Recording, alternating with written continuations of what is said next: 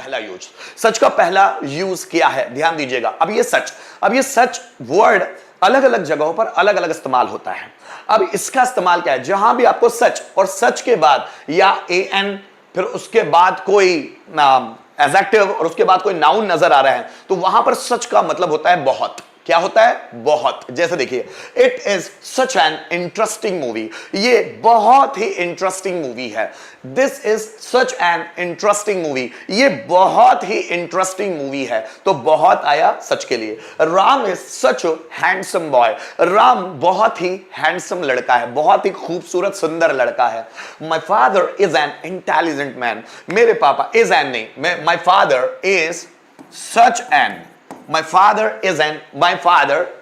my father is such an intelligent man, मेरे पापा बहुत ही बुद्धिमान आदमी हैं। Radha is such a beautiful girl, Radha बहुत ही सुंदर लड़की है। तो इस सच का मतलब क्या हुआ, बहुत। लेकिन सच के बाद डायरेक्ट एडजेक्टिव नहीं लगता। अगर आपने कल की क्लास नहीं देखी हो तो जरूर देखिएगा, मैंने वहां सो और सच के बीच डिफरेंस समझाया है। लेकिन जो लोग नए आ गए हैं उनको कोई दिक्कत नहीं, मैं डायरेक्ट अभी भी समझाऊंगा कि सो और सच के बीच डिफरेंस क्या होता है। Radha is such a beautiful girl, Radha बहुत ही सुंदर लड़की है।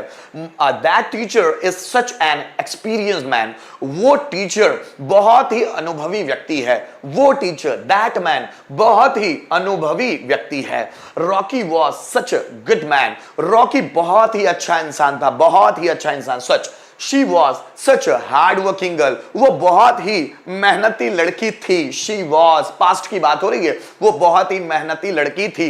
He is such a creative man, वो बहुत ही क्रिएटिव इंसान है। He is such a creative man। तो गाइस यहां पर जितने भी सच लगे उन सच का मतलब क्या हुआ, बहुत। क्या हुआ, बहुत। क्या हुआ, बहुत। तो सच का मतलब होता है बहुत। फिर लोगों के दिमाग में यह भी डाउट जाता है कि सर सो का मतलब भी तो बहुत होता है, तो इसलिए आपको देखना पड़ेगा सो और सच के बीच डिफरेंस कि क्या होता है सो और क्या होता है सच। देखिए, सच का मतलब भी होता है बहुत और सो का मतलब भी होता है बहुत, लेकिन इन दोनों का इस्तेमाल करने का तरीका अलग अलग होता है। गाइस समझिएगा, जब कभी सेंटेंस में सो आ रहा है तो उसके बाद डायरेक्ट एडजेक्टिव आता है, और अगर सेंटेंस में सच आ रहा है तो उसके बाद या तो एन आएगा, फिर उसके बाद एडजेक्टिव आएगा और फिर उसके बाद नाउन आएगा। ये आपको ध्यान देना है। सच के बाद डायरेक्ट एडजेक्टिव नहीं आता, सच के बाद या तो एन लगेगा, फिर एडजेक्टिव और फिर नाउन। आप इसको कंपेयर कीजिएगा जो मैं पढ़ा रहा हूं सेंटेंसेस से, है ना।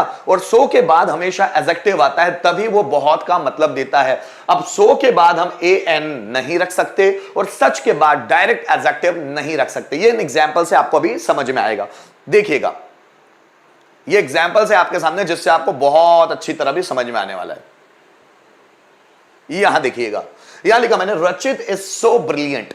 अब ये सो के बाद क्या हुआ दोस्तों, सीधे ब्रिलियंट आया हुआ है, सीधे ब्रिलियंट। सो के बाद सीधे एडजेक्टिव, तो रचित बहुत ब्रिलियंट है, बहुत बुद्धिमान है। सो रचित इज सो ब्रिलियंट। लेकिन हमको सच इस्तेमाल करना है तो सच के बाद डायरेक्ट ब्रिलियंट नहीं रख सकते। अब देखो, रचित is such a brilliant boy.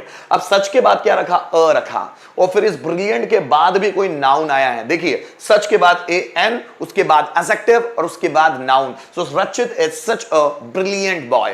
Radha is so creative. क्या बोला मैंने, राधा इज सो क्रिएटिव। अब इस सो के बाद क्या है, direct adjective. So Radha is so creative. लेकिन अगर हमको सच का इस्तेमाल करना है, so Radha is such a creative girl.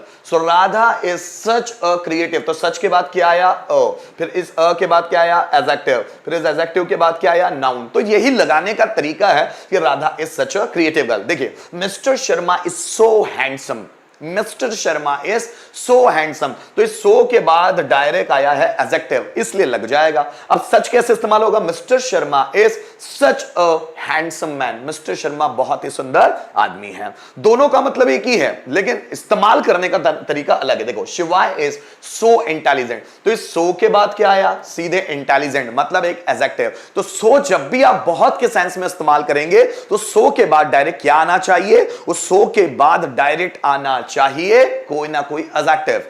और Shiva is such an intelligent boy, ये एन क्यों आया? क्योंकि उसके बाद आने वाला एडजेक्टिव आई से शुरू हो रहा है, उसका प्रोनाउंसिएशन हिंदी में ई से आ रहा है, इंटेलिजेंट। तो जब भी अ आ ई उ ऊ ए ओ औ ये प्रोनाउंसिएशन आते हैं इंग्लिश में, इंग्लिश के वर्ड को प्रोनाउंस करते वक्त, तो उसके आगे आर्टिकल ए या एन लगाया जाता है। सो शिवा इज सो इंटेलिजेंट, तो सो के बाद सीधे adjective, Shiva is such an intelligent boy, such an. तो अब दोनों पर ध्यान दीजिएगा, सो के बाद डायरेक्ट एडजेक्टिव लगाते हैं और सच के बाद आपको ए या एन लगाना है। किसके अकॉर्डिंग? उसके पीछे आने वाले एडजेक्टिव के अकॉर्डिंग, और फिर उस एडजेक्टिव के बाद आपको नाउन का इस्तेमाल करना है। दोनों का एक बार कंपैरिजन देखिएगा। जैसे मुझे बोलना है राम बहुत मेहनती है, तो मैं बोलूंगा Ram is so hard working. अब ये अपने समझने वाली बात है कि मैंने सो क्यों लगाया।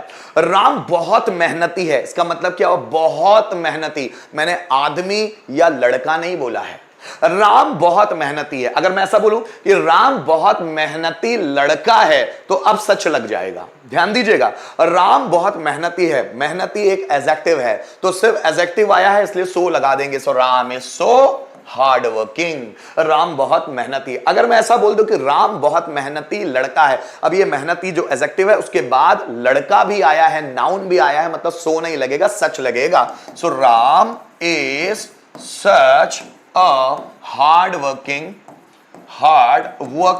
boy, कि राम एक बहुत मेहनती लड़का है। Ram is such a hard working boy. देखिए, मिस्टर शर्मा बहुत इंटेलिजेंट है। मैंने क्या किया? मिस्टर शर्मा बहुत इंटेलिजेंट है। मिस्टर शर्मा इज बहुत इंटेलिजेंट। अब इंटेलिजेंट आदमी, इंटेलिजेंट ऑफिसर, इंटेलिजेंट मैनेजर, ऐसा कुछ भी वर्ड नहीं आया है।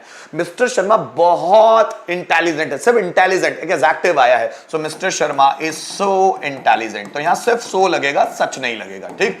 लेकिन अगर मैं ऐसा कहूं कि मिस्टर शर्मा बहुत इंटेलिजेंट आदमी है, अब आदमी आया, इंटेलिजेंट एडजेक्टिव, उसके बाद नाउन भी आ रहा है, मतलब सच लगने वाला है। So mister Sharma is such. अब ए लगेगा कि एन लगेगा? इस वर्ड के हिसाब से देखो, एन, इंटेलिजेंट, और बाद में है मैन, तो मैंने ये मैन लगा लिया। तो देखिएगा, सो के बाद डायरेक्ट एडजेक्टिव आएगा, लेकिन सच के बाद ए या एन आएगा, उस ए या एन के बाद कोई एडजेक्टिव आएगा, और उस एडजेक्टिव के बाद कोई ना कोई नाउन आएगा। इसी तरह सो और सच का इस्तेमाल किया जाता है। गाइस, बहुत सारे बच्चों को इसमें भी प्रॉब्लम होता है कि सर वेरी भी आता है। ये कल की वीडियो में भी मैंने समझाया है, लेकिन अगर आप नए हो, डायरेक्ट इस वीडियो को देख रहे हो, तो भी कोई बात नहीं, आपको समझ में आ जाएगा। चलो आगे बढ़े। No sir, thank you so much. देखिए, वेरी कहां लगाना है आपको? सो की जगह ही आप वेरी लगा सकते हैं, सो की जगह लगाएं वेरी। जहां पर भी सो आ रहा है, जैसे मैंने बोला राम बहुत टैलेंटेड है, सो राम इज सो टैलेंटेड। मेरी बहन बहुत सुंदर है, so my sister is so beautiful. Einstein बहुत क्रिएटिव थे, सो आइंस्टाइन वॉज सो क्रिएटिव। मैं बहुत एक्टिव था, आई वॉज सो एक्टिव। अब समझने वाली बात क्या है दोस्तों? जहां पर भी सो आ रहा है, जहां पर भी सो आ रहा है, आप उसकी जगह इस्तेमाल कर सकते हैं वेरी, लेकिन सच की जगह वेरी इस्तेमाल नहीं होता, ये ध्यान दीजिएगा। तो जहां पर भी सो आ रहा है, आप वहां वेरी इस्तेमाल कर सकते हैं, दोनों का मतलब सेम होगा। वैसे तीनों का मतलब सेम है, लेकिन कंडीशन यही है कि वेरी कहां पर आएगा? वेरी हमेशा किसके बाद आएगा? वेरी हमेशा सो के जगह इस्तेमाल हो सकता है, सच की जगह वो नहीं आएगा। Is it okay? तो ये हमारा था सच का पहला यूज। तो सच का पहला यूज क्या सुना हम लोगों ने? सच का मतलब होता है बहुत, लेकिन सच के बाद कोई ए या एन आर्टिकल आना चाहिए, उसके बाद कोई एडजेक्टिव, और उसके बाद कोई नाउन आना चाहिए। तो क्या आपको मेरी बात समझ में